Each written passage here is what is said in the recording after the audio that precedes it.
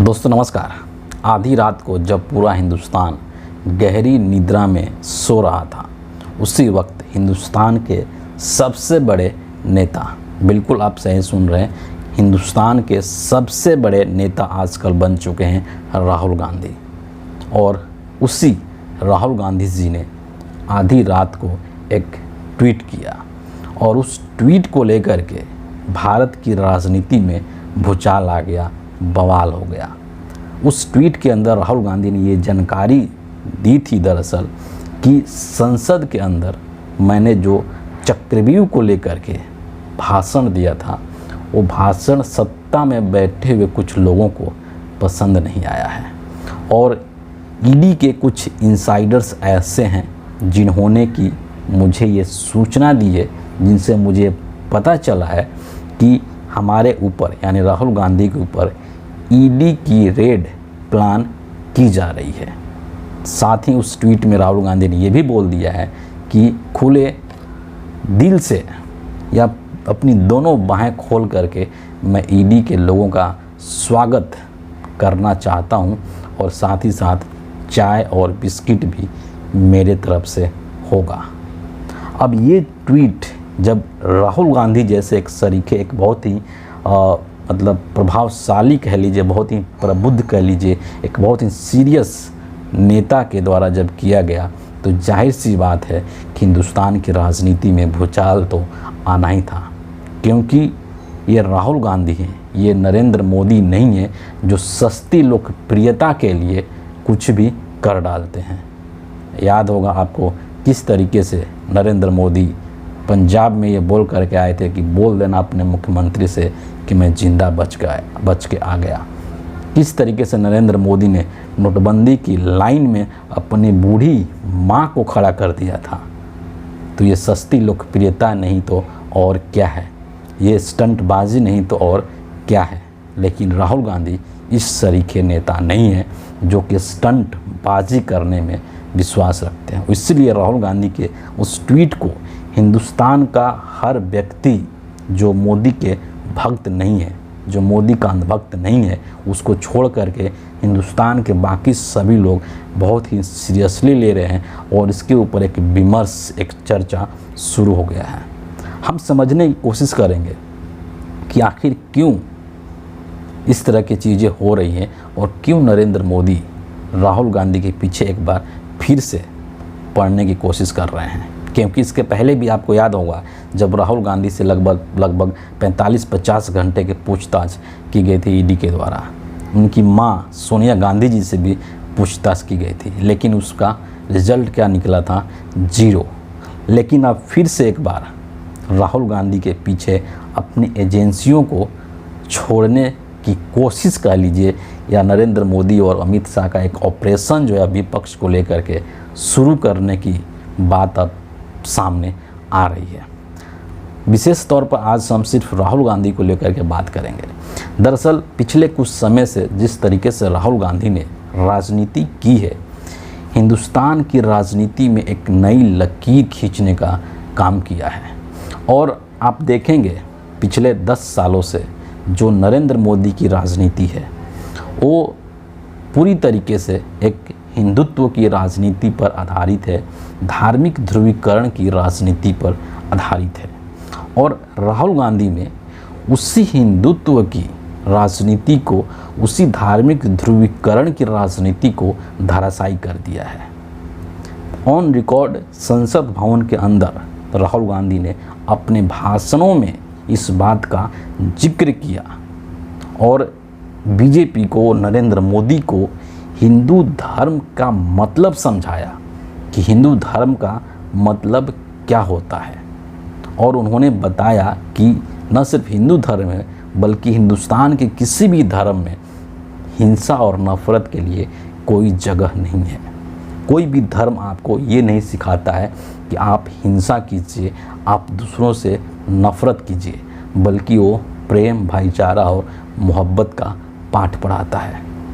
आप याद कीजिए कि पिछले 10 सालों में ऐसा कभी नहीं हुआ होगा जब विपक्ष का नेता सदन के अंदर बोल रहा हो और उसके बीच में देश के प्रधानमंत्री को उठ करके अपनी सफाई देने की ज़रूरत पड़ी हो। याद होगा वो दृश्य आपको, जब राहुल गांधी इसी धर्म का पाठ, इसी धर्म की सीख मोदी को पढ़ा रहे थे और मोदी बीच में उठ करके ये बोलने की कोशिश कर रहे थे कि पूरे हिंदू समाज को हिंसक कहना गलत है। और उसी वक्त बिना एक सेकंड गवाए राहुल गांधी ने जिस तरीके से नरेंद्र मोदी को जवाब दिया था कि नहीं नहीं नहीं नहीं नहीं, मोदी जी पूरा हिंदू समाज नहीं है, बीजेपी पूरा हिंदू समाज नहीं है, आरएसएस पूरा हिंदू समाज नहीं है। राहुल गांधी के द्वारा ये जो जवाब दिया गया था नरेंद्र मोदी को, इसके बाद नरेंद्र मोदी के पास एक लफ्ज़ नहीं बचा था, एक शब्द नहीं बचा था कि पलट करके राहुल गांधी की इस बात का जवाब दे सके, और वो तुरंत वहीं के वहीं बैठ गए थे। और उसके बाद भी उन्होंने संसद भवन के अंदर धर्म को लेकर के कई बार इस देश को एक तरीके से जगाने का काम किया है, इस देश की जनता को जागरूक बनाने का काम किया है कि धर्म होता क्या है, उसका सही मतलब क्या है। शिव जी के बारात से लेकर के और तमाम धर्मों के बारे में राहुल गांधी ने इस देश को समझाया है, इस देश को जागरूक बनाने का काम किया है। और इसीलिए नरेंद्र मोदी की जो पूरी राजनीति थी, जो जिस धर्म पर टिकी हुई थी, वो धराशायी हो चुकी है। और अयोध्या के अंदर, राम नगरी के अंदर बीजेपी के हार ने इस पर एक तरीके से पक्का मुहर लगाने का काम किया है कि इस देश के लोगों ने नरेंद्र मोदी के धर्म की जो राजनीति है, जो हिंदुत्व की राजनीति है, उसको नकार दिया है। और ये चीज़ नरेंद्र मोदी के लिए एक चिंता की बहुत बड़ी कारण बन चुकी है। और यहाँ पर नरेंद्र मोदी पूरी तरीके से बैकफुट पर आ चुके हैं। दूसरी चीज़ जो और संबंधित है वो जाति को लेकर के है ना, क्योंकि जाति और धर्म यही बीजेपी के राजनीति का, मोदी के राजनीति का आधार है। लेकिन वही जो है, जब राहुल गांधी, जब विपक्ष, इंडिया गठबंधन के लोग जब जाति जनगणना की बात करते हैं, तो नरेंद्र मोदी और बीजेपी अपने आप को उससे अलग कर लेते हैं। और वो नहीं चाहते हैं कि इस देश के अंदर जाति की जनगणना हो, जबकि मोदी जी खुद बोलते हैं, गृह मंत्री भी बोलते हैं कि इस देश का प्रधानमंत्री ओबीसी है। इसके बावजूद भी नरेंद्र मोदी इस देश के अंदर जातिगत जनगणना, कास्ट सेंसस नहीं करवाना चाहते हैं, जबकि दूसरी तरफ राहुल गांधी खुले तौर पर ये कहते हैं कि हम इसी सदन से जाति जनगणना करवाएंगे, उसका बिल पास करवाएंगे और इस देश के 80% जो आबादी है SC ST OBC को, उनको उनका हक दिलवा करके रहेंगे। यानी कि जिसकी जितनी आबादी होगी उसका उतना हक होगा। यहाँ पर पूरी की पूरी जो बीजेपी की राजनीति है वो संकट में है, क्योंकि जैसे ही लोगों को पता चल जाएगा कि हम कितने हैं और सरकार में हमारी कितनी भागीदारी है और उसके अनुसार, हमारी संख्या के अनुसार कितनी भागीदारी मिलनी चाहिए, हमें और क्या हक मिलना चाहिए, जैसे ही ये बातें पूरे देश के समक्ष आ जाएगी, नरेंद्र मोदी की जो राजनीति है वही ख़त्म हो जाएगी। और इसीलिए नरेंद्र मोदी जातिगत जनगणना नहीं कराना चाहते हैं और देश को एक अंधकार में डुबो करके रखना चाहते हैं। इसके अलावा ये एक बहुत ही महत्वपूर्ण पहलू हो गया देश के अंदर। इसके अलावा ऐसे कई सारी चीज़ें हैं जिसमें राहुल गांधी आज के डेट में काफ़ी आगे निकल चुके हैं। अगर हम लोकप्रियता की बात करें, है ना, तो लोकप्रियता और प्लस में लोगों के अंदर स्वीकार्यता, इन दोनों ही मामलों में राहुल गांधी नरेंद्र मोदी से काफ़ी अलग नहीं बल्कि काफ़ी आगे निकल चुके हैं। गोदी मीडिया के तमाम न्यूज़ चैनल्स को अगर आप छोड़ दें और सोशल मीडिया की बात करें, क्योंकि आज का जो समय है वो सोशल मीडिया का समय है, और सोशल मीडिया के तमाम प्लेटफॉर्म पे, चाहे वो यूट्यूब हो, फेसबुक हो, ट्विटर हो, इंस्टाग्राम हो, उन तमाम प्लेटफॉर्म पे अगर आप रीच की बात करें, अगर आप व्यूअरशिप की बात करें, तो वहाँ पर नरेंद्र मोदी राहुल गांधी से काफ़ी पिछड़ चुके हैं। यानी मतलब क्या है? मतलब यही है कि राहुल गांधी को, इस देश के जो लोग हैं वो राहुल गांधी को सुनना चाहते हैं, उनको देखना चाहते हैं, उनके बातों को वो तवज्जो दे रहे हैं।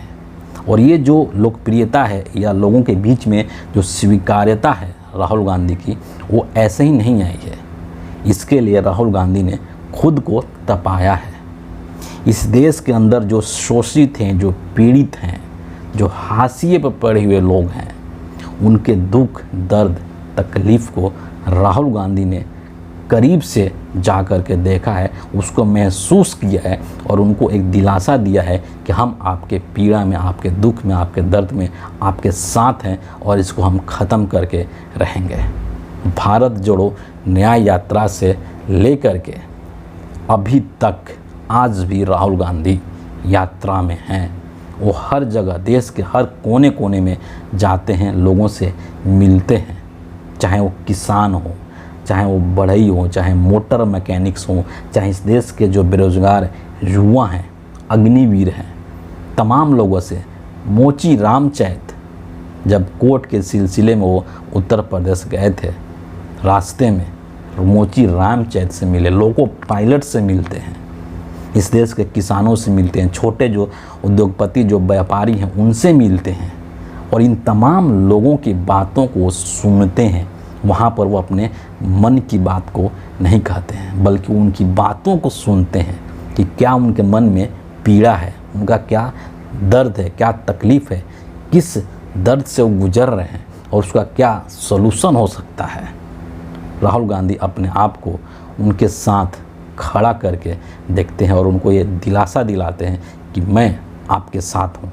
इस वक्त भी वो वायनाड के अंदर गए हैं, जहाँ पर लैंडस्लाइड के चलते त्रासदी आई हुई है। दो बार मणिपुर जा चुके हैं, वहाँ के लोगों से मिल चुके हैं, उनको दुख दर्द को वो देख चुके हैं, बांटने की कोशिश कर रहे हैं। और मणिपुर में बीजेपी जो है लोकसभा की दोनों के दोनों सीटें हार गई थी। ये बात भी आपको नहीं भूलना चाहिए। जो काम देश के प्रधानमंत्री का है, वो काम विपक्ष का एक नेता कर रहा है। जहाँ भी ज़रूरत पड़ती है वहाँ पर आप राहुल गांधी को वहाँ के लोगों के साथ खड़े हुए पाते हैं, देखते हैं। और इसीलिए ये जो राहुल गांधी का ये जो तरीका है लोगों से मिलने का, यही जो चीज़ है वो लोगों के अंदर एक उम्मीद की किरण पैदा करती है। लोगों को ये लगता है कि एक ऐसा व्यक्ति है इस देश में जो हमारे बारे में सुनना चाहता है, जो हमारे बारे में सोचता है, जिसको हमारे दुख तकलीफ़ से मतलब है, जो चाहता है कि हम लोगों के दुख को दूर करें, उनके तकलीफ़ों को दूर करें।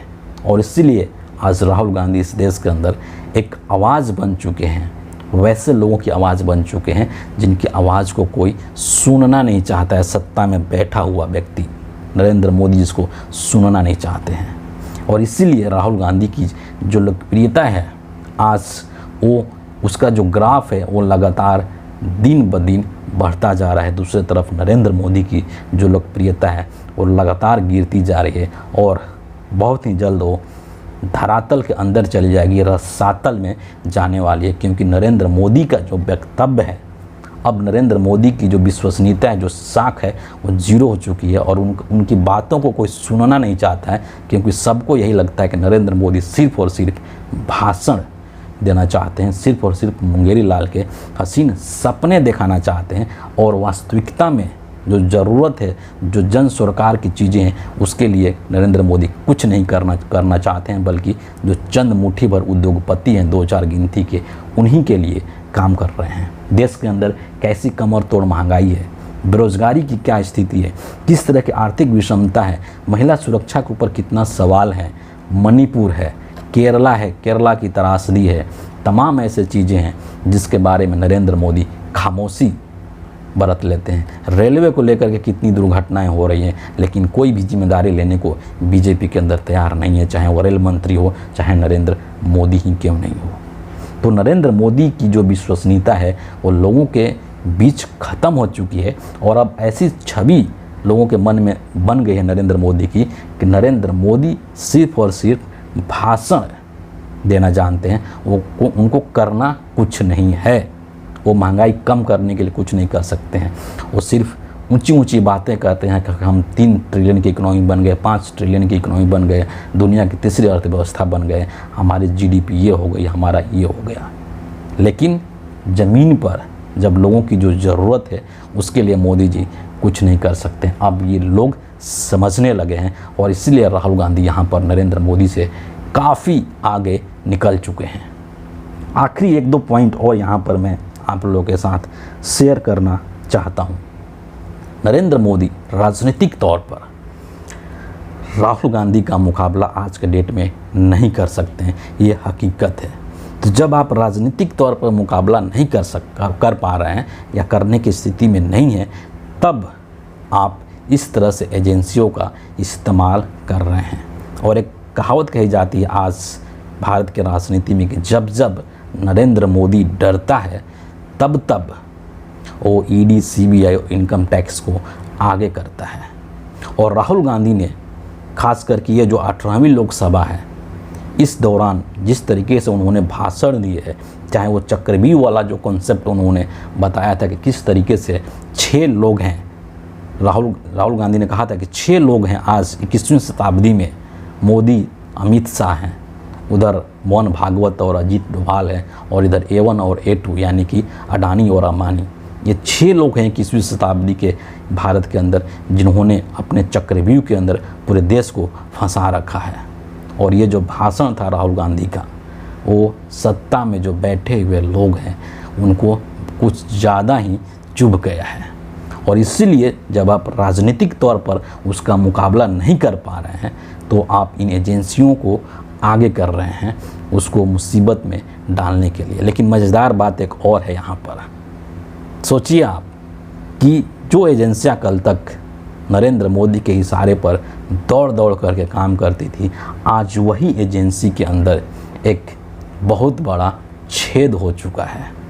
और इसीलिए छेद हो चुका है और वो भी नरेंद्र मोदी की बातों को अब नहीं मानना चाहते हैं। इसीलिए वो इनसाइडर के तौर पर अब विपक्ष के नेता को ये इन्फॉर्मेशन दे रहे हैं कि आपके यहाँ रेड करने की प्लानिंग की जा रही है। और ये नरेंद्र मोदी की एक बहुत बड़ी हार है, क्योंकि नरेंद्र मोदी की जो पूरी राजनीति है पिछले 10 सालों की, वो कोई राजनीति नहीं है बल्कि वो सिर्फ एक डर की राजनीति है। उन्होंने पूरी तरीके से विपक्ष के नेताओं को डरा करके राजनीति किया है। ईडी का डर दिखा करके, सीबीआई का डर दिखा करके, इनकम टैक्स का डर दिखा करके नेताओं को तोड़ा है, पार्टियों को तोड़ने का काम किया है, सरकार गिराने का काम किया है। और इसीलिए पिछले 10 सालों में मैं कह रहा हूँ कि सिर्फ और सिर्फ नरेंद्र मोदी ने डर की राजनीति किया है, हर किसी को डराया है, एजेंसियों को भी डराया है, नेताओं को ही नहीं सिर्फ बल्कि एजेंसियों को भी डरा धमका करके रखा है कि तुमको काम करना ही पड़ेगा, नहीं तो हम तुम्हारे ऊपर कार्रवाई कर देंगे। इस देश के जनता को भी डरा करके रखा है नरेंद्र मोदी ने। लेकिन अब वही एजेंसियां, जब नरेंद्र मोदी खुद एक बैसाखी की सरकार चला रहे हैं, खुद इतने कमज़ोर हो चुके हैं कि कोई ठिकाना नहीं है कि सरकार कब गिर जाएगी, तब वही एजेंसियां जो हैं अब नरेंद्र मोदी से डरना बंद कर चुकी हैं। और इसीलिए वो राहुल गांधी को मैसेज दे रही हैं, राहुल गांधी को इन्फॉर्मेशन दे रही हैं इनसाइडर्स के तौर पर कि देखिए आपके यहाँ रेड पड़ने की संभावना है, उसकी तैयारी चल रही है। और राहुल गांधी इस चीज़ की सूचना पूरे देश को बता देते हैं कि देखिए मेरे खिलाफ किस तरीके से षड्यंत्र करने की कोशिश नरेंद्र मोदी कर रहा है। क्यों? क्योंकि वो राजनीतिक तौर पर इस देश को वास्तविक मुद्दों के तौर पर मेरा मुकाबला नहीं कर सकता है, और इसीलिए वो इस तरीके के फर्जी और अनर्गल चीज़ों में राहुल गांधी को फंसाना चाह रहा है। अंतिम बात क्या है? अंतिम बात यही है कि ये जो सरकार है नरेंद्र मोदी की, ये 5 साल नहीं चलने वाली है। और ये बात नरेंद्र मोदी और अमित शाह को पूरी तरीके से पता है, और इसीलिए वो हर हाल में वो राहुल गांधी को ख़त्म करना चाहते हैं, अपने रास्ते से हटाना चाहते हैं। और संजय राउत ने जो बयान दिया इस चीज़ को लेकर के, वो एक बहुत ही गंभीर बयान दिया है। उन्होंने कहा है कि राहुल गांधी के ऊपर साजिश करके हमला भी करवाया जा सकता है। ये छोटी मोटी बात नहीं है, ये बहुत बड़ी बात है जो कि संजय राउत ने कहा है। और इसीलिए नरेंद्र मोदी तमाम कोशिश कर रहे हैं ताकि राहुल गांधी सरीखे नेता को अपने रास्ते से हटाया जाए, क्योंकि नरेंद्र मोदी जो है वो कुर्सी गंवाना अफोर्ड नहीं कर सकता है। नरेंद्र मोदी सर से लेकर पांव तक भ्रष्टाचार के अंदर डूबा हुआ है। ज़रूरत है सिर्फ एक कायदे से जांच करवाने की, और जिस दिन कायदे से जांच होगा, ये जो गुजरात लॉबी है, जोड़ी है नरेंद्र मोदी और अमित शाह की, ये जेल के सलाखों के पीछे नज़र आ सकती है। और ये बात नरेंद्र मोदी को भी पता है, ये बात अमित शाह को भी पता है, और इसीलिए वो हर हाल में राहुल गांधी को अपने रास्ते से अलग करना चाहते हैं, और इसीलिए इस तरीके के षड्यंत्र की जा रही है। लेकिन इस देश की जनता भी जाग चुकी है, वो नरेंद्र मोदी के हर षड्यंत्र, हर दाव को समझ रही है, अच्छे तरीके से जान रही है, और इसीलिए इसमें भी नरेंद्र मोदी को सफलता नहीं मिलने वाला है। और अगर, अंतिम लाइन कह रहा हूँ, कि अगर गलती से भी, भूल करके भी नरेंद्र मोदी ईडी को भेजते हैं राहुल गांधी के पास और राहुल गांधी को गिरफ्तार करवा लेते हैं, तो ये नरेंद्र मोदी की ज़िंदगी का सबसे बड़ी गलती होगी, उनके पूरे राजनीतिक करियर का सबसे बड़ा यह ब्लंडर होगा। इसके बाद वो, उनके पास पछताने के सिवा और कुछ नहीं रह जाएगा। फिलहाल इस वीडियो के लिए इतना ही है। आप सभी का बहुत बहुत धन्यवाद।